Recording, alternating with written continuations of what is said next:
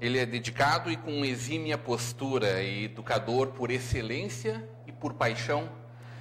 Uma trajetória brilhante, completou 68 anos no último mês. Ativo, o filho do seu Edivino e da dona Ruth é o diretor técnico e fundador do Centro de Natação Golfinho. Apaixonado por água desde pequeno, foi campeão e recordista de natação nos anos 60. O pai da Alessandra e da Vanessa, também profissionais da área, é graduado em Educação Física e especialista em reabilitação em hidroneurobiomécnica. O professor tem em seu currículo a participação em mais de 20 congressos mundiais de natação e medicina esportiva. É um homem que faz do amor pelo esporte a sua trajetória de vida. Hoje teremos uma conversa de peso com Hélio Itamar Becker. Olá, Hélio, tudo bom? Tudo bem. Estou à disposição aqui. Né? Que amor é esse? Primeiro foi amor desde menino pelo esporte. Começou na minha cidade, Rosário do Sul. Eu sempre tinha uma facilidade muito grande da prática de atividade física e tal. E fui com 10 anos campeão de golfe.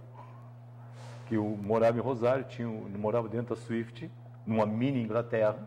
Tinha um campo tem até hoje, um campo de golfe maravilhoso. E eu jogava golfe na época. Né? O meu pai era jogador de golfe também, a gente jogava, tinha tacos pequenininhos para a gente poder jogar, e eu com 10 anos ganhei um campeonato de golfe, que era basicamente de toda aquela região lá, que vinham de Livramento, pessoas, tudo, e foi a minha primeira paixão o golfe, mas eu era apaixonado, tinha um rio lá perto, que era o Paraíso, chamado de Paraíso, que só o pessoal da Swift, da chefia da Swift, que poderia ter acesso a esse rio, que era da Swift. E eu ia para lá, junto com toda a gurizada, a gente passava fins de semana, às vezes, nesse rio, que era meio particular mesmo, era uma praia particular, areias brancas, totalmente brancas, e eles colocavam uma cortiça no corpo, para as crianças não morrerem, e eu tinha um menino, um amigo meu, Licalo, que era um coleguinha meu, ia lá na minha mãe e dizia, dona Rote, o Hélio está sem as... sem a boia. Já a mãe vinha correndo de lá, porque eu estava já mergulhando de cima dos lugares, de galhos de cima para baixo do rio, todo mundo com aquelas cortiças em volta, e eu sei nada. Então eu já tive assim aquele contato com a água que me fascinava, de mergulhar e de nadar. Isso, aprendi a nadar basicamente sozinho, né, com aquela cortiça, fui tirando, fui nadando. E quando nós viemos para cá, para Novo Hamburgo, o meu pai saiu da Swift, veio para a empresa da família, veio para trabalhar aqui, na companhia esmaltada. A Aliança fez a piscina. E eu, quando eu saí de Rosário, a gente sabia que ia ser feita uma piscina, e eu estava triste por ter de largar o golfe, e o meu cavalo, que eu tinha lá também. E meu pai disse, não, vai ter natação, ele vai ser nadador. E aí uns colegas meus veio falar comigo, uns meus amiguinhos, e eu disse para eles que eu ia ser campeão de natação. Mas disse aquilo aleatoriamente, né? Por isso que eu queria nadar. E com 10, 11 anos eu comecei a nadar, e a primeira competição foi muito interessante, que quando eu nadei, o rapaz que estava ali, do Grêmio Náutico União, ele ganhou a prova e eu cheguei atrás. Quando eu cheguei, ele disse assim, ó, alemão, tu tem que treinar muito para ganhar de mim. Aí eu disse, falou isso para o alemão certo? Falou para mim isso. Aí falou pro certo, porque depois deu tudo certo. Né? Aí eu saí da água e disse para o meu técnico, tinha competição 2 semanas depois, eu disse, eu quero treinar muito porque eu vou ganhar dele. E ele disse assim, não, tu vai treinar, não, mas eu quero treinar muito mesmo. Disse para ele. E na próxima competição, eu ganhei a prova, não era conhecido, que tinha os caras de Porto Alegre, era conhecido, do Gaúcho, do União, ganhei a prova, tirei os 2, 3 corpos dele, saí rápido da água, quando ele bateu na borda, eu estava em cima e dei a mão para ele, quer sair da água? O cara olhou para mim e depois ele disse assim, me deu na cabeça, né? Tempo mais tarde ele disse para mim. E aquilo assim, era uma coisa que é intrínseca à pessoa, né? Eu sempre falo para todo mundo, quando a minha filha bateu o recorde brasileiro, ganhou o brasileiro, a Alessandra, vieram me cumprimentar, eu disse, cumprimenta ela, Foi 87. 87. Eu disse, cumprimenta ela. Porque campeão nasce, ninguém faz. Um dia eu comentei com o Larry isso aí, sobre o Guga. Disse, se o Guga tivesse treinado aqui no Novo Hamburgo, conforme, teria sido 15º do mundo, que seria uma loucura, perfeito. Mas com o Larry, que é um excepcional técnico, foi primeiro. Entendeu? Mas no fundo, o técnico real mesmo, nós vamos colocar numa real, nós somos 10%.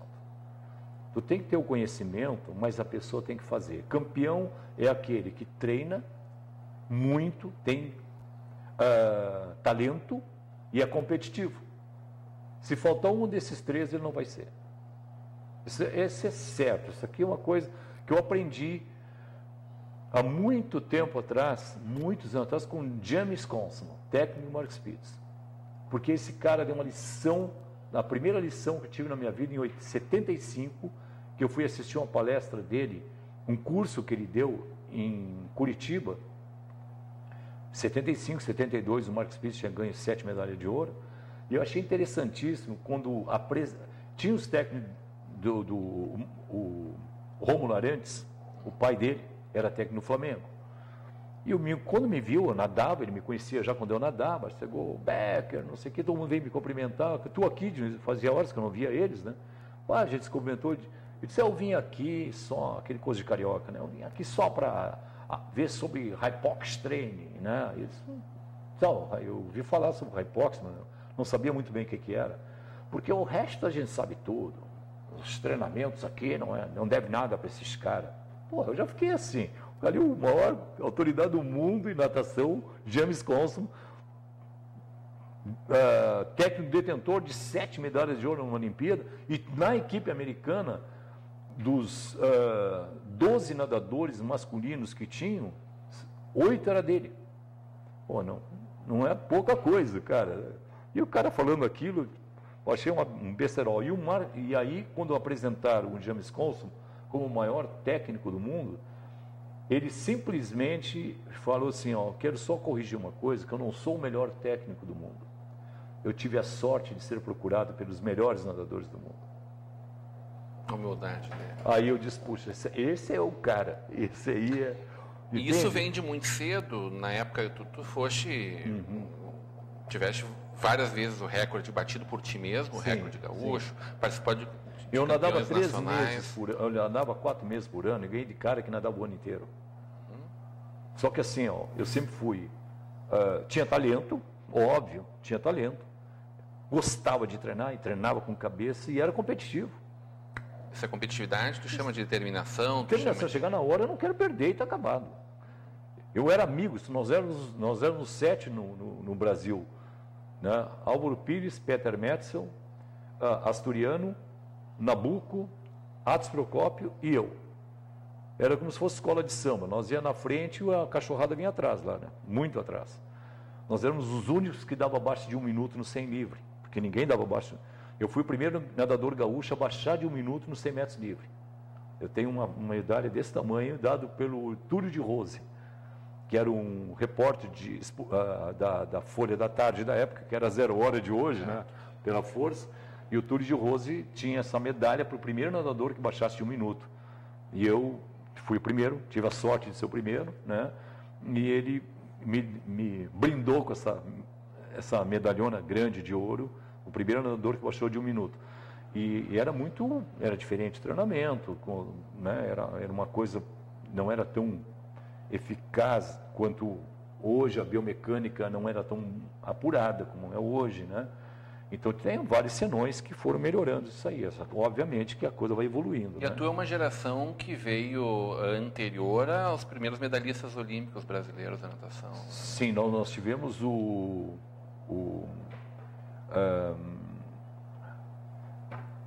nos anos 60 desculpa, mas vai sair o nome dele que é famoso no Brasil.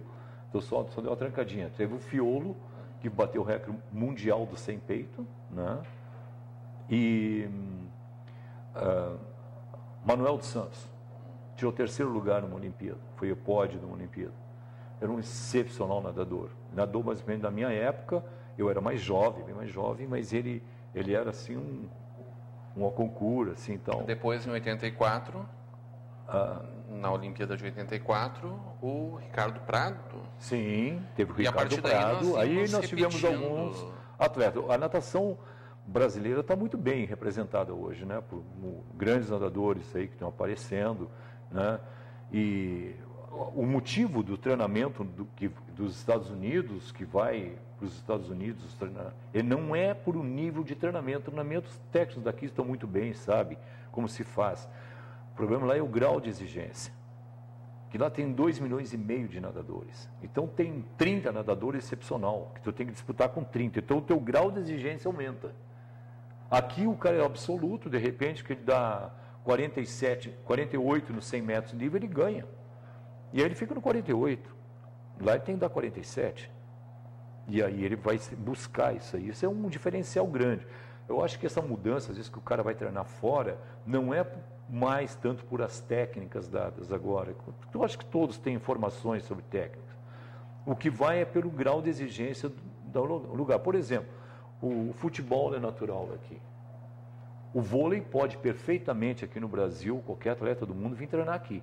Porque o nível de atleta é alto. Entende? Então esse é o ponto, não é o técnico, a técnica, mas sim o nível de atletas que te Novo Hamburgo tem uma bagagem interessante em torno disso, né? Sempre tivemos equipes muito competitivas, tanto na ginástica quanto no Aliança, né? Isso mesmo, tivemos, mas era uma coisa muito regional ainda, entendeu? Certo. Hoje, por exemplo, a ginástica já foi campeã de vôlei, né? Quer dizer, teve uma equipe excepcional, boa, né? E então, isso realmente é que vai levantando o nível. O cara tem que buscar isso aí. E no Aliança, tanto nos anos 80 quanto nos anos 90, tu conseguia fazer um trabalho nós tivemos, de assim, destaque, né, de projeção nacional. Né? Eu sempre trabalhei para Brasil. Eu sempre dizia assim, eu trabalhei sempre para brasileiro. Né? Eu não treinava para jogar no interior. Para te ter uma ideia, a minha equipe de natação no campeonato interior, eu tirava 3º lugar, 4º, às vezes 2º. A ginástica ganhava. Mas eu assim, tinha uma equipe menor, mas eu treinava atletas para ir a brasileiro. Mas em compensação, em campeonato brasileiro, em equipes, por exemplo assim, na época, a ginástica não tinha ninguém. A ginástica quase não tinha ninguém que nível nacional que fosse nadar. Né? Mas ganhava o interior, porque eles botavam nadadores que já tinham parado de nadar, tudo para fazer pontos. Eu não fazia isso. Eu nadava com meus nadadores, ia lá, nadava, eu ganhava a maioria das provas e perdia o campeonato. Entende? 70% das provas meus nadadores ganhavam. Mas eu tinha um nadador, eles botavam 4, faziam mais pontos que eu. Eles tinham 3 revezamentos, eu tinha mal e porcamente 1. Isso dá uma diferencial muito grande. Mas nós fomos por muito tempo, Aliança, Golfinho, né, que era Aliança Golfinho, entre 9º a 13º, 14º em equipes no Brasil, em brasileiro, com 120 equipes disputando. Eu ia com 2 nadadores, 3. Uma época com o Alessandro e o Jackson Neves, aqui da Carburgo, o Jackson, né? Que basicamente chegava perto do pódio, pegava pódio, a Alessandra estava sempre no pódio. Dá uma diferença muito grande, sobe o número de pontos.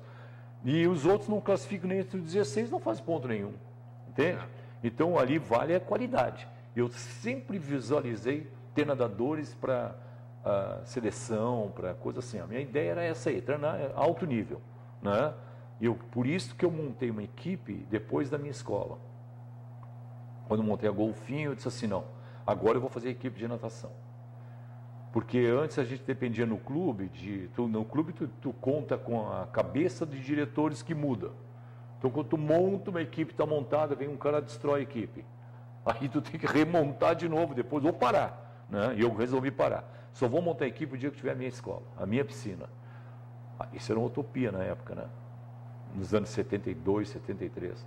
Mas eu já tinha ideia de fazer uma equipe minha. Mas antes de tu montar a tua escola, um pouco antes possivelmente, tu conseguiu uma coisa um feito inédito no Novo Hamburgo até então, né? Porque no Novo Hamburgo tinham os ginasticanos e os aliancenses. Sim. E tu foi o atleta dos dois clubes, porque tu foste técnico da Aliança e durante um ano, ao mesmo tempo, da ginástica. Isso mesmo. Porque eu não acredito, eu sempre assim, eu sei que essa época, alguns aliancistas, né, os vermelhos, né, trouxeram jogadores de tênis, o Mota, tudo, para ganhar um campeonatozinho aqui, só por questão de, né, tocar o dinheiro em cima, empresas com potencial grande, pagar o que os caras vinham aqui para ganhar dos vermelhos. Né? Eu não suportava isso. Entende? Eu dizia para eles, olha, vai me desculpar, eu não acredito nisso. Eu acredito, sim, numa luta nossa, junto da cidade, e se ganham um atleta deles, eu ficava feliz que era um atleta deles. A minha filha diz que eu não sou colorado, que sou do Inter, mas se o Grêmio jogar contra o Corinthians, eu torço para o Grêmio. E se o Grêmio vai disputar um campeonato com um time de fora, eu quero que o Rio Grande do Sul ganhe. Porque eu acho que o esporte, a beleza do esporte está no respeito, na dignidade e do conhecimento, reconhecimento do teu adversário. Entendeu? Que ali, na hora da competição, o teu adversário. Mas fora daquela competição, ele está lutando tanto quanto tu para tentar chegar em alguma coisa. Então, eu acho que isso, eu tentei sempre colocar isso na cabeça dos meus atletas. O dia que eu peguei um atleta da ginástica para treinar dentro da piscina junto com eles, se forem ficar bravos, eu chamei eles e disse, não, ele vai treinar aqui sim, porque ele precisou, ele veio pedir para mim para treinar. Comigo, porque ele tem que ganhar uma prova para ganhar uma láurea.